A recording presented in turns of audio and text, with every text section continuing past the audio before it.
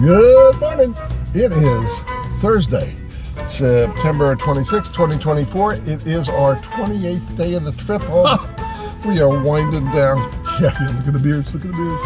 Anyhow, we're headed to Nashville. But first we're going to go see a speedway, a drag strip. Drag strip, yeah. A drag strip this morning. Tennessee. Yeah. Jackson drag strip. Then we're headed to Nashville, Antique Archaeology. Hopefully the grand... How much you gotta have for it? We don't know. And then the Grand Ole Opry, we hope. And then up to Bowling Green, Kentucky tonight. Carl's 48th state when we hit Kentucky. Out of the 48 contiguous states. That's all you can do here. That's all you can do. And should be a really good day inland, sir. Yes. This is how you all get your postcards. It's where the magic starts. We're riding the yellow line. Oh yes, we're riding the yellow line. Don't you pick up that phone. 'Cause we're riding on our own. 'Cause we're hugging the yellow line.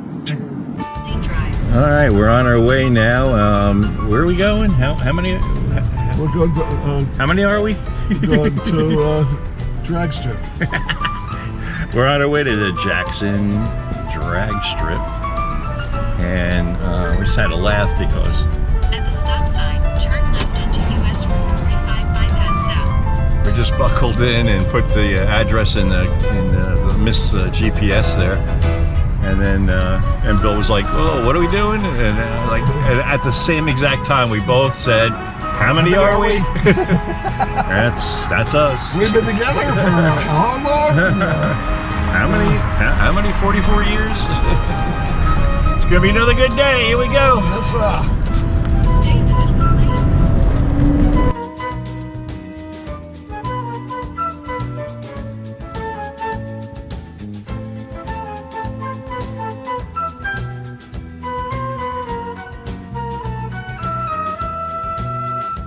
On the way to the track, just get a glance at what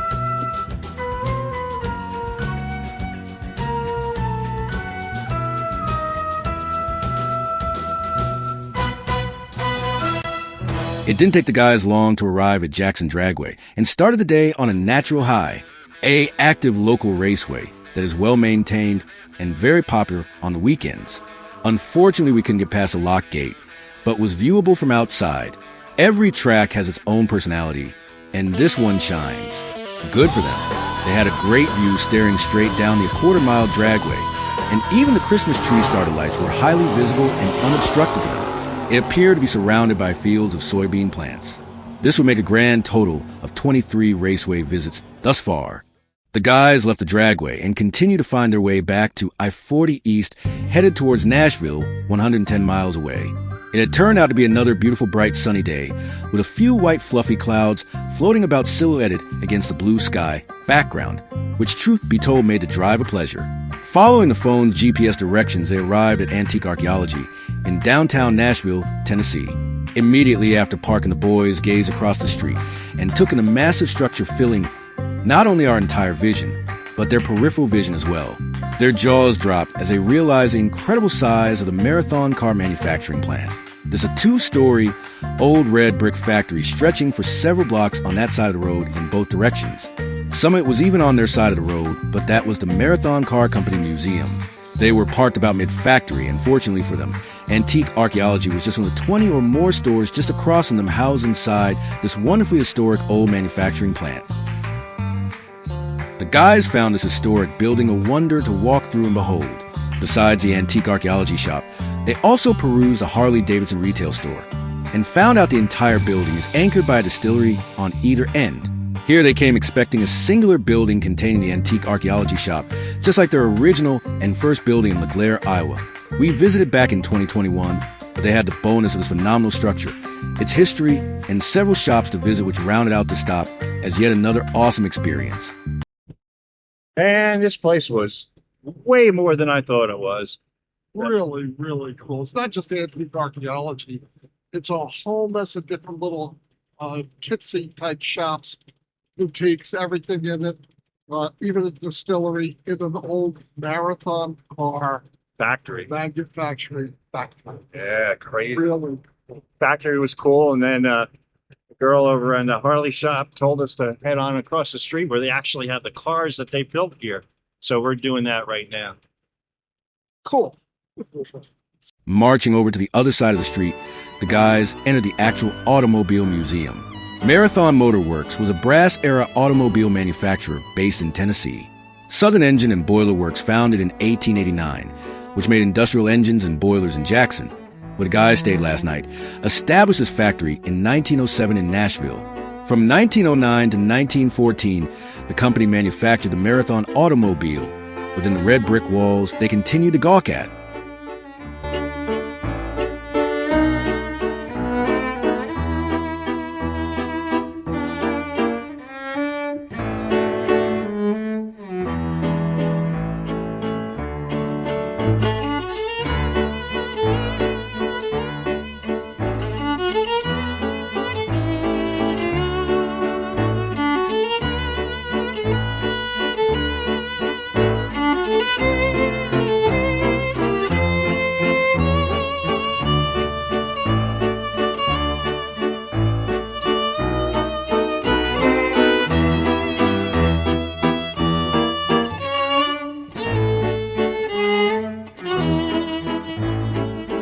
And now it's off to check the box at the Grand Ole Opry, a quick drive trough downtown Nashville.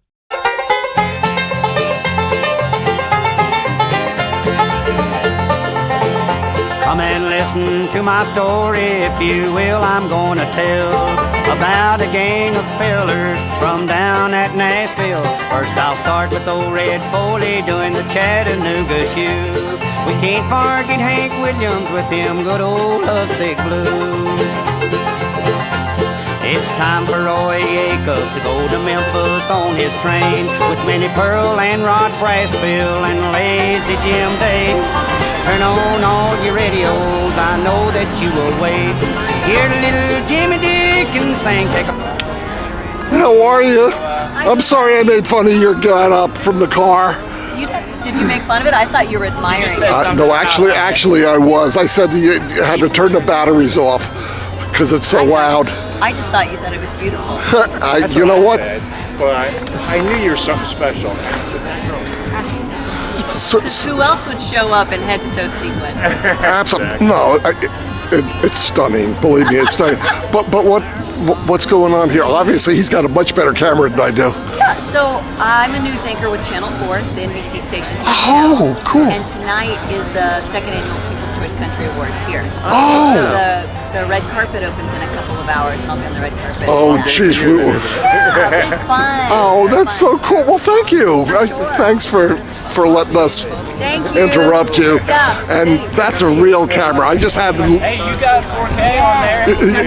Yeah, but not quite what you got, that's for sure. Thank you. Yeah, you too. Take care. And dance to the chicken reel. There'll be guitars and fiddles and banjo picking too. Well, that was cool. That was really cool. We actually got to talk to a news anchor and everything. That's Sunday. And our timing is there's what's the award tonight? Some sort of country music awards. Yeah, look at that. We're here on the Country Music Awards night. Maybe that might mean we don't get in. So. You just tell them who you are. We'll get in. Oh, yeah, I'm doing great. You know, famous country music, nothing. But none could sing the old songs like Bradley Kincaid with his old hound dog guitar and the famous blue-tail fly. String beans with Hank Snow and old fiddling chubby wives. There'll be guitars and fiddle, Earl Scruggs and his banjo too. Bill Monroe singing out them old Kentucky blues. But not today, you can't, because it's the People's Choice Awards is going on tonight, and as we found out from the newscaster, there's no getting in. So this is as close as we're going to get to the Grand Ole Opry. After a brief visit to the gift shop, surprise, they couldn't get into Grand Ole Opry, but they were still able to spend money. Well, here's why we couldn't get in tonight. We weren't chosen. The boys decided to find a place to grab a bite to eat as they had not yet had lunch. Pulling out of that long entryway to the Grand Ole Opry and back out onto the main road, Carl spotted an interesting-looking honky-tonk that served food, and they immediately decided to give it a try. Nashville Palace was indeed intriguing, as they immediately found out upon entering. They found a place to sit at a table located within a few feet of the bar and settled in with their menu to figure out what was good to eat.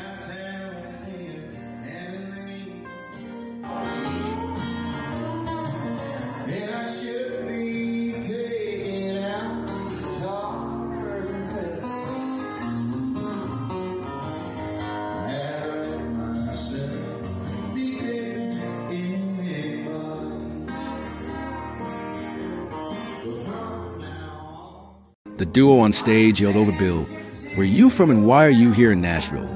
Quickly, Bill gave them the rundown of their 28-day journey so far, and that we were in the last few days of it before we would be back home in the Northeast. The two guys were apparently enamored and in awe by the story, their words, and asked Carl and Bill if they had any requests, as there really was only one choice.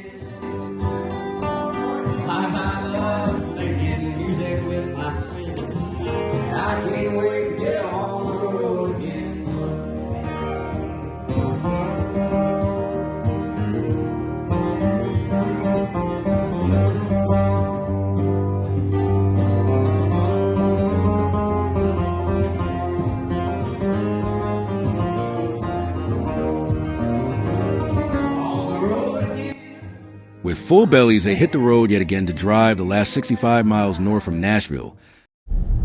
Guess whose turn it is to drive? Son of a bitch! Well, we didn't see the sign, but we're pretty sure we're in Kentucky, so huzzah! Huzzah! Huzzah! My 48th state. I've just completed all the states that I could get to without flying or hopping or skipping or jumping. So, Or swimming. or swimming. So that makes me happy. As they drove I-65 north, they immediately got caught in a several-mile-long moving memorial drive to a fallen fireman, and it jammed traffic for most of the 65-mile drive. There was a police escort and several fire engines involved in this moving procession. In fact, there was even a news helicopter flying just above us who was also following the procession. Every overpass had police and fire trucks lined up on them with all their lights flashing and American flags waving. After finally checking into their hotel and unloading their luggage, they decided to finish the day with yet another scrumptious barbecue ribs and sliced pork meal at Sonny's Barbecue, located just a short walk across the parking lot from the hotel. This day turned out even better than expected, and that's really saying something.